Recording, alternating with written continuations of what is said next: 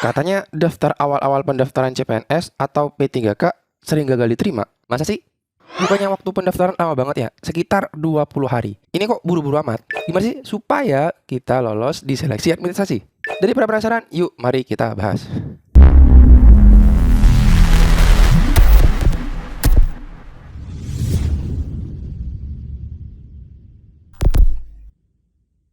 Selamat datang di Koma Channel. Sebenarnya gue gak tertarik dengan video ini, tapi ada komentar yang membuat gue tergelitik. Gue ambil dari Instagram Siap Tes CPNS. Dia memposting salah satu ASN yang mengklaim pernah menjadi rekrutmen ASN selama 5 tahun. Nih gue bacain aja ya postingannya. Dari Ridho Arbain. Pengalaman 5 tahun jadi panitia rekrutmen CPNS, biasanya yang buru-buru daftar di hari pertama pembukaan justru yang paling sering gagal seleksi administrasi. Nah, postingan ini disukai sebanyak 453 orang. Berarti lumayan banyak lah orang yang menyukai postingan ini. Terus ada yang komen dari YN Susanto. 5 tahun jadi panitia kok masih berantakan aja sistem penerimanya. Situ kerja apa ngopi? Wadah. Mohon maaf nih bang, mohon maaf. Langsung DM aja kalau pengen cepet kelar. Nah, ini menarik gue bahas. Bener gak sih kalau daftar awal-awal banget kemungkinan lolosnya itu kecil? Atau mungkin malah gagal? Sebenarnya gue pengen tahu dulu nih, siapa sih Ridho Arbain ini? Kok dia mengklaim pernyataan tersebut? Dan ternyata dari yang gue lihat di Instagramnya, di Ridho Arbain ini, dia pegawai Kemenkumham. Tapi gue gak nemu tuh validasi dia kalau dia merupakan panitia rekrutmen CPNS. Dan panitia mana dulu nih? Seleksi administrasi kah, SKD kah, atau SKB kah? Atau panitia apa nih? Gue gak tahu nih. Jangan buru-buru mengklaim kalau lu panitia. Jelasin dulu apa tuh? Panitia apa tuh?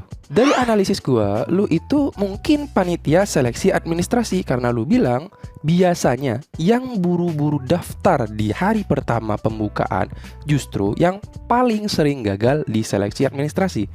Artinya, lu tahu siapa aja yang buru-buru daftar, tapi ya, setahu gua yang berhak tahu informasi ini ya pihak Badan Kepegawaian Nasional atau BKN. Karena sesuai tupoksi, emang mereka lah yang ngurus segala administrasi kepegawaian. Kayak misalkan seleksi CPNS ini. Tapi, lu kan bukan pegawai BKN bro, melainkan pegawai Kemenkumham. Gue takut gara-gara postingan ini, lu malah ngebuat panik orang-orang yang daftar awal-awal. Sebenarnya, gue itu lebih sering membuat video tentang SNBP, SNBT, dan seleksi kedinasan. Ya, khusus SMA lah, khusus SMA. Dan yang menariknya, ternyata rumor kalau kita daftar awal-awal berpotensi gagal lebih besar juga rada masif di kalangan SMA. Contohnya di seleksi SNBP tadi. Gue gak tahu pemikiran ini dari mana, kenapa setiap seleksi ada rumor kayak gini?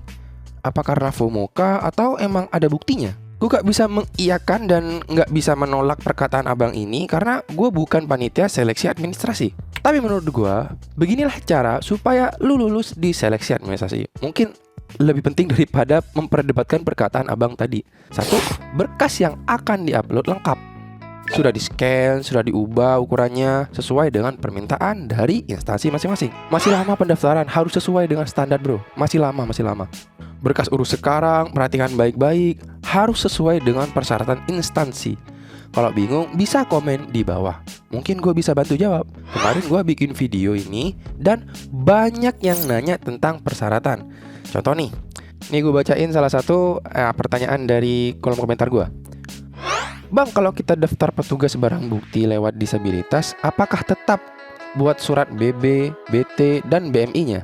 Terus ada lagi nih pertanyaan. Maaf mau tanya, surat pernyataan itu jika saya memilih jabatan petugas barang bukti, apa poin 7 dan 8 dihapus atau diamankan saja tanpa diubah? Atau gimana ya? Mohon bantuannya, tolong dijawab. Terima kasih. Terus ini ada lagi nih, sertifikat BNSP administrasi. Itu bisa gak dicantumkan sebagai sertifikat komputer Microsoft? Dan masih banyak yang nanya sama gue dan mungkin gue bisa jawab. Dan banyak loh yang nanyain di kolom komentar. Ini buktinya nih.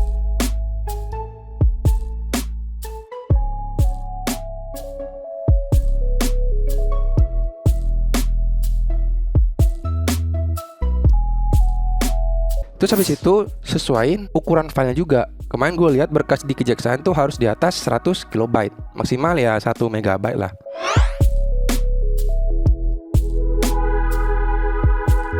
Nah, itu harus diperhatikan juga. Kedua, koneksi stabil.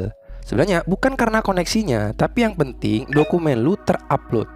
Karena kalau jaringan lu gak bagus, bisa-bisa gak terupload loh. Hati-hati makanya. Intinya pastikan aja dokumen terupload. Cek, recheck, dan final check. Ketiga, formasi yang dipilih sudah tepat.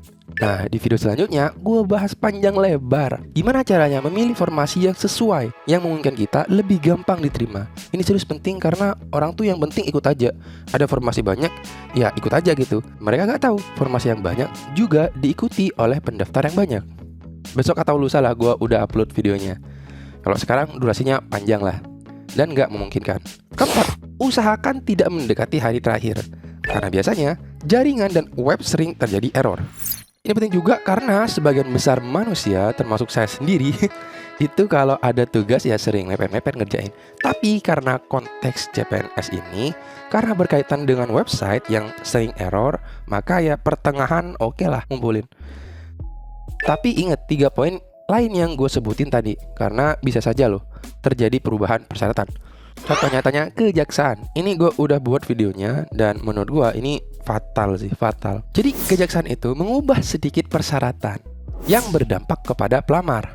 Lebih tepatnya di surat lamaran tuh. Nah, gue udah buat yang surat terbaru di sini nih, di video ini nih. Nah, di situ gue bahas segala macam perubahan yang ada di surat lamaran. Tapi kan ini diubahnya ketika seleksi administrasi. Dan kalau gak sesuai standar kan bisa gagal loh. Nah, makanya ini penting menurut gue. Contoh korbannya nih, dia komen di YouTube gue. Dari Rozi F. Rianto. Izin bang, berkomentar gue. Pun tadi siang dah submit, sedangkan ternyata surat lamaran ada 2 versi ya. Kita juga baru lihat waktu udah submit. Ternyata baru dikeluarkan tulis tangan.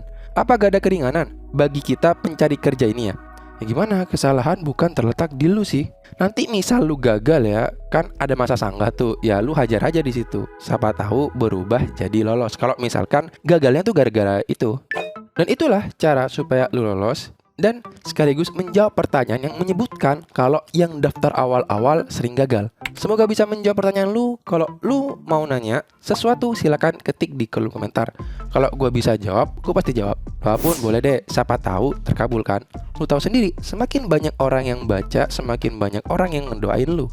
Gue yakin orang yang nonton video ini udah mati-matian buat seleksi CPNS atau P3K ini. Kalau gagal di seleksi administrasi doang, jadi lu sia-sia belajar SKD, nyiapin SKB, ngurus berkas sana sini buat administrasi. Malah jadi kasihan gue. Apapun yang terbaik buat lu lah. Semoga subscriber gue lolos dengan mudah di seleksi ini. Katakan amin lah yang pengen lolos di CPNS ini. Gue dari Koma Channel, jangan lupa like, comment, subscribe buat ngebantu channel ini. Terima kasih.